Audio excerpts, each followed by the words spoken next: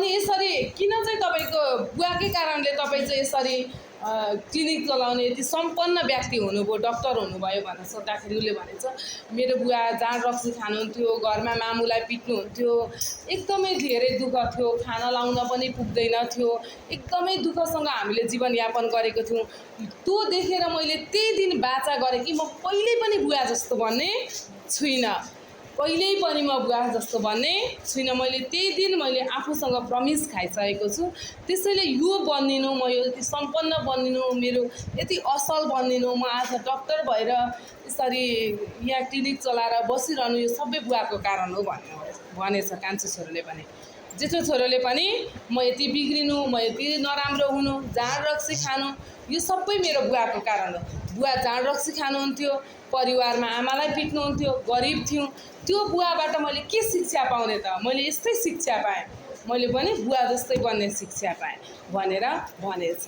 योबाट हामीले के जान्यौँ त? सकारात्मक सोच छ भने हामीले नराम्रो कुराबाट पनि के पाउने रहेछौँ? राम्रो शिक्षा पाउने रहेछौँ हो। आफूमा सकारात्मक सोच छ भने नराम्रो कुराबाट पनि के पाउने रहेछौँ? सकारात्मक अथवा राम्रो शिक्षा पाउने रहेछौँ। हामी आफैभित्र नकारात्मक सोच छ भने चाहिँ राम्रो कुराबाट पनि हामीले के पाउँछौँ? नराम्रो शिक्षा पाउँछौँ। अब ऊबाट हामीले थाहा पायौँ कि पाएन? जेठो भाइ र कान्छो भाइबाट थाहा पायौँ कि पाएन? जेठोमा कस्तो गुण रहेछ? नकारात्मक सोच रहेछ। उसले बुवाबाट नकारात्मक कुरा मात्रै सिक्यो होइन, बुझ्नु हुँदैछ? अनि कान्छोमा सकारात्मक सोच रहेछ, उसले बुवामा भएको नराम्रो कुराबाट उसले सकारात्मक ज्ञान पायो। बुझ्नुभयो?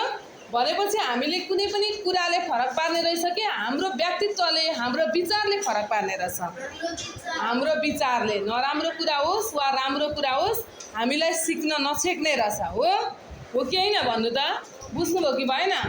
हो, त्यो एउटा पाठमा यति नै कुरा छ। हामी आफूमा सकारात्मक सोच छ भने जस्तो सुकै परिस्थितिमा पनि हामीले सकारात्मक शिक्षा नै लिइरहेका हुन्छौँ।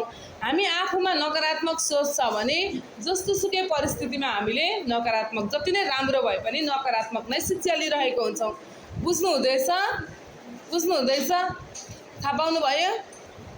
राम्रो वा नराम्रो वस्तुले प्रभाव पार्ने रहेछ कि हाम्रो सिक्ने क्षमताले प्रभाव पार्ने रहेछ? हाम्रो सिक्ने क्षमताले प्रभाव पार्ने रहेछ हो होइन? हो, त्यसैले हामी तपाईँहरूलाई थाहा छ नि मान्छे फिल्म हेर्न जान्छन् हो कि होइन? त्यो फिल्म हेर्न जाँदा त्यो फिल्मबाट पनि दुईवटा ज्ञान लिइरहेका हुन्छन्।